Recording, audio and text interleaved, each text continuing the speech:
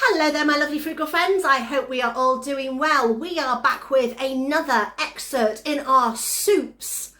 We are on, well, we're putting this out in July, but this is June's soups. We've missed one because we had the thing, if you know what I'm talking about, you've seen it in my previous videos. So we skipped a week because we weren't up for making anything, basically. I was so glad we had pantry stuff because I just used everything out of the pantry and stuff that we'd pre-made and got already sorted. So we have got 3 soups for you today. A bit of a different set of soups. One cold, yes, cold soup. And 2 others with nice fresh produce. So take a look and let me know what you think. Now I'm going to attempt this soup because I've got this leftover piece of cucumber. So this is going to be a cold soup.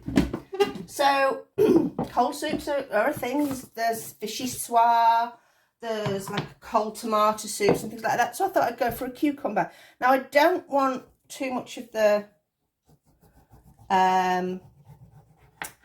skin on because comparatively that can be quite bitter. So I'm only just going to take it off very thinly, just, you know, shave it almost so that it's not taking any of the flesh. Now, I had a read online about cucumber soups and I kept thinking, well, we just cucumber, that's it. What else do you put in it? And I couldn't see anything else really particularly interesting to go into these cucumber soups. But I have got some radish and I don't know why, but in my brain's going, yes, cucumber and radish will work. So we're going to have a go. So like I said, I've just taken off those little bits there. I'm just going to chop my cucumber into smaller pieces just to make life a little bit easier. Pop it in my smoothie maker.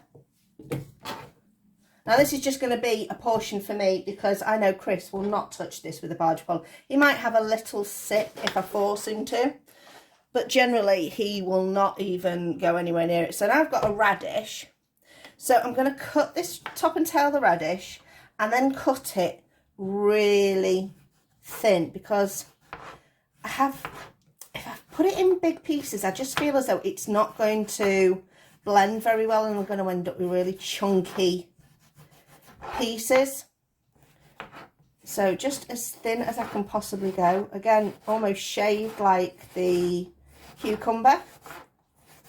So these are practically tissue paper thin, and I find it easier to cut something like this with, particularly if I'm trying to control how thin I'm going, because they're practically see-through. With this is just a steak knife, so it's a serrated knife. You know, steak knives in a vegetarian household, but there we go. We did used to eat meat, so that's why we have them. But they're still coming quite useful. There we go, nearly done it. And then I just keep turning it just so I can get a better grip of the radish, because obviously with them being so small, you want to make sure you can grip them easy enough. Was the last bit a little bit hardest? Mind those fingers. Right, well, let's pop that in as well. Now, I'm going to put a splash of water in, just to kind of get it going. Only a little drip, it's only like not even a tablespoon. So, turn that over, shake that down, plug the smoothie maker in. There we go. And you'll hear it going mad. Right, I did that for quite a reasonable amount of time because I wanted to make sure it was really, really smooth. When it first started, I didn't think it was going to kick in. I thought, oh, this is not going to work. But give it a minute and then it just blends really, really well. So here we go. Here is my refreshing soup. Let's get a spoon. See if we need anything adding to it. Okay, obviously don't need to blow this one.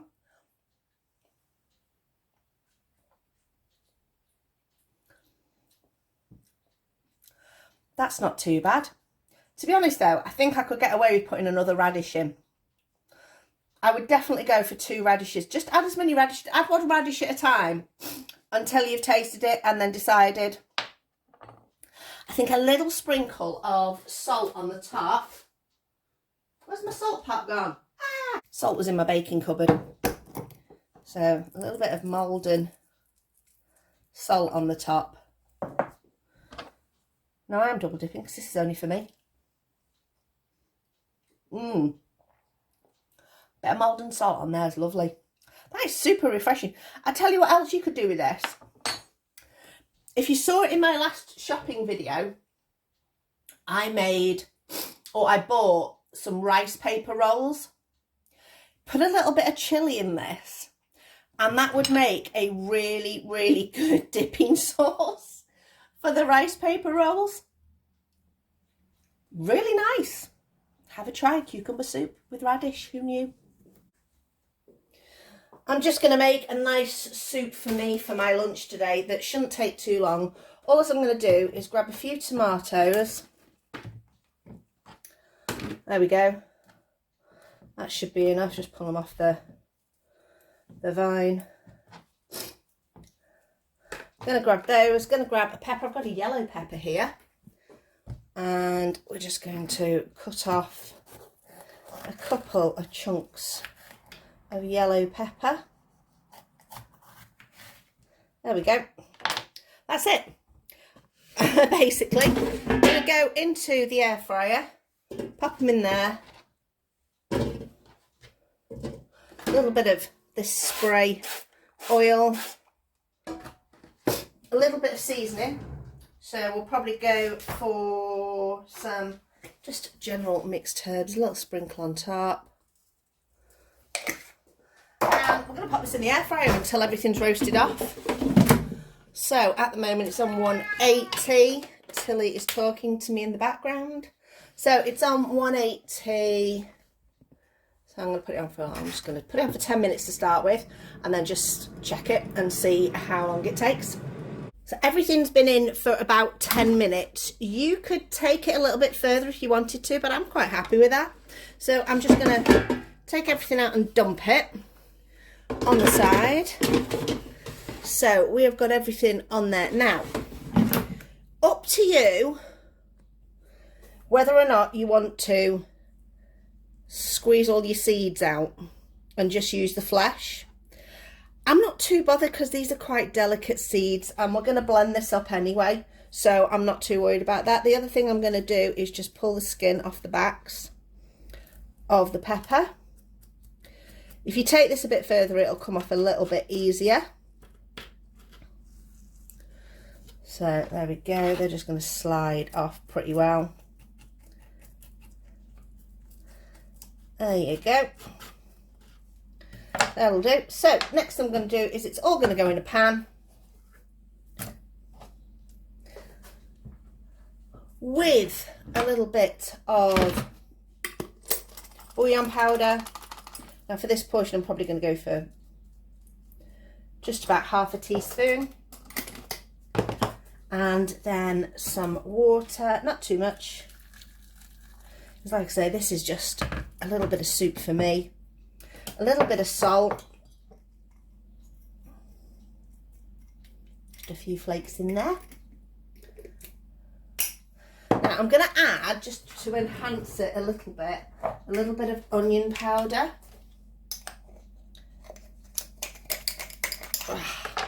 My onion powder's gone a little bit solid. That's probably my own fault for sprinkling it over hot. The steam will get in and then just make it a little bit thicker. This is a bit of garlic powder. And then we're just going to pop it on the hob, bring it to a boil, and then I'm going to blend it. And that's about it. And that is a nice roasted veg soup. Now, if you want to do a full roasted veg soup, just chuck a load of veg in there, and you'll be able to... Oh, let me just turn the fan off. Opened up the air vent at the top.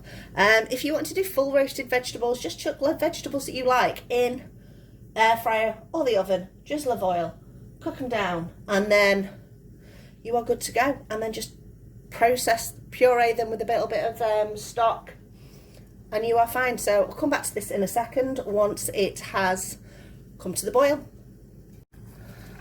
This has come to the boil, so I'm just going to turn it off while I blend it. So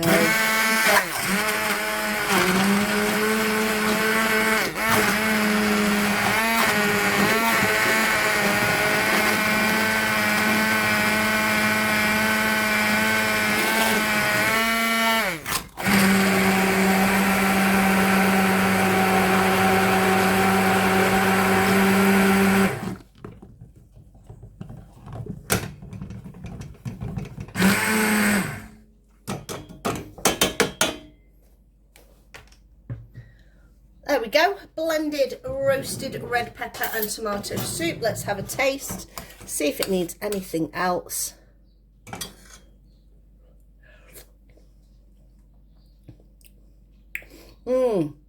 That's got a lovely zinginess to it. That's really tasty. That's my lunch sorted, and didn't take long at all. This is going to be a courgette, as you can see. Got this, I think it was from a Too Good To Go box, and this is from the garden. This is doing really well.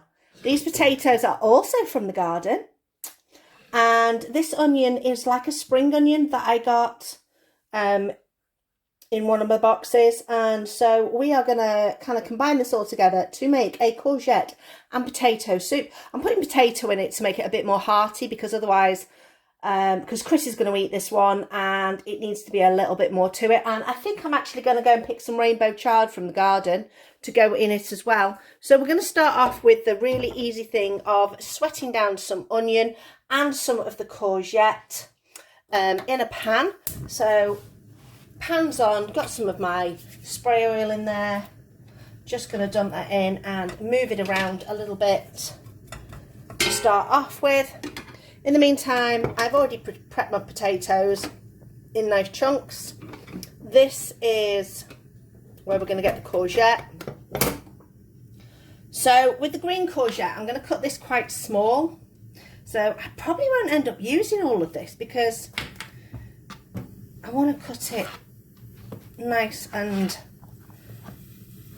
you know, just kind of that sort of size. Let me get a better knife actually. A bigger knife to be able to cut this a bit more. So I'm not cutting this too thick, cutting it quite fine. I'm probably bouncing the camera around while I'm doing it. There we go. That is that. I'm going to chuck that in with our onions. And then the yellow courgette, I want to cut a little bit thicker. So I'm going to cut this into rounds. Whoop! Camera down! Camera down! Let me see if I can get this fixed in a better position. Apologies, people. Camera issues. There we go. That more stable? A little bit. Okay.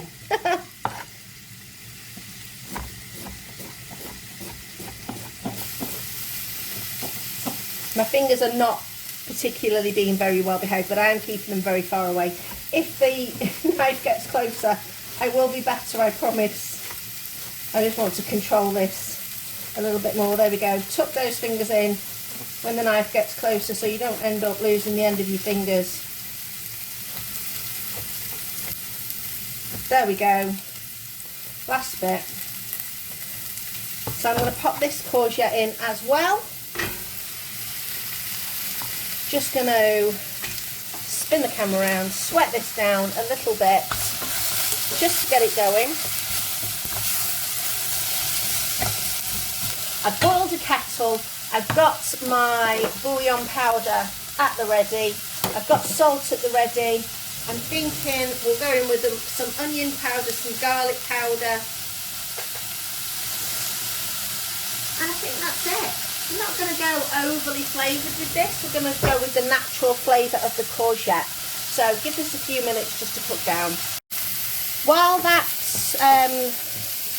courgette is just sautéing, I've just been nipped out to the garden to go and get some rainbow chard. Nice and fresh. You can even see the water on it. I have rinsed it as well. So we've got some of that. So we've got some yellow and green and, sorry, yellow, red and green. I'm going to chop the stems off and plop them in with the courgette, because they can saute off. I'm not going to put the rest in till near the end of cooking, but I am just going to prep it. So I'm just going to chop it down like that so it's more into pieces, so I'm not ending up with big chunks of chard. And we're just chopping these into pieces. There we go. So not massive chunks to chomp on. And that will go in, like I say, right at the very end of cooking, because that will take a couple of minutes to even do. So back to our courgette, which is looking good, softening nicely, getting a little bit of caramelisation on the onions as well. Popping the potato in. There we go. I'm going to put in a good heaping tablespoon of our bouillon powder to get that flavour right in there. Onion powder, that teaspoon. Garlic powder, similar amount. There we go. Give that a little mix, and now push everything down, because we're going to cover it with some water. There we go. Boiling water from the kettle, just everything covered. Okay, going to bring that back to the boil and then just put it on a simmer until the potatoes are nicely cooked. So the potatoes, as you can see, are cooked through just about, so not too soft, but these are quite waxy potatoes, so they're not going to go soft and creamy in the same way as floury potatoes. But what I'm going to do now is, I've got that rainbow chard, I'm going to dump that in, and we're just going to let this wilt down for a few minutes, and then we're pretty much done. Right, I've turned the heat off. Let's have a taste. This should be so good. It's going to be so hearty. Let's get some of everything if we can. Oh, there we go. That looks like a good spoonful. Okay, give it a blow.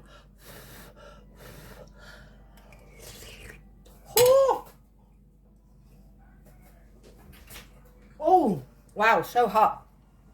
Oh, but so tasty. Really, really good. Let's have some more of that broth underneath. Oh, that's really nice. Right, that's tea sorted. I've got some rolls ready. I'm going to butter them up, and we're going to have that for our tea. Yummy. Cold soup, hey? It tasted really, really nice, and I wish I'd put a little bit more radish in there, because that would have just enhanced it a little bit. I did make it again though, with chilli in it, but used it as a dipping sauce like what I was thinking at the time for my summer rolls, and it worked really, really well. It was like a really refreshing taste, but with a bit of a kick to it. So it was really, really good. So not only a soup, but a dip as well. My tomato soup was absolutely delicious. You can't go wrong with roasting tomatoes and peppers in the air fryer or in the oven. And to be honest, it was so easy to make. And Chris's words on our courgette soup was, that was banging. I don't know, is that what the young people say these days? Is picking up young people talk? I don't know, but it was really, really good.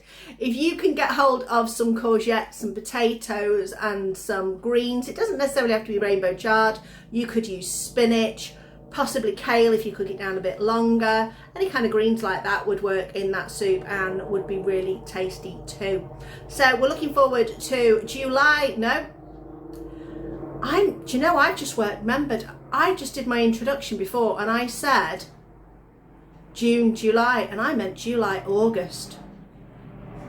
Whoops, never mind, leave it in, could re-edit it, redo it, but spot the deliberate mistake.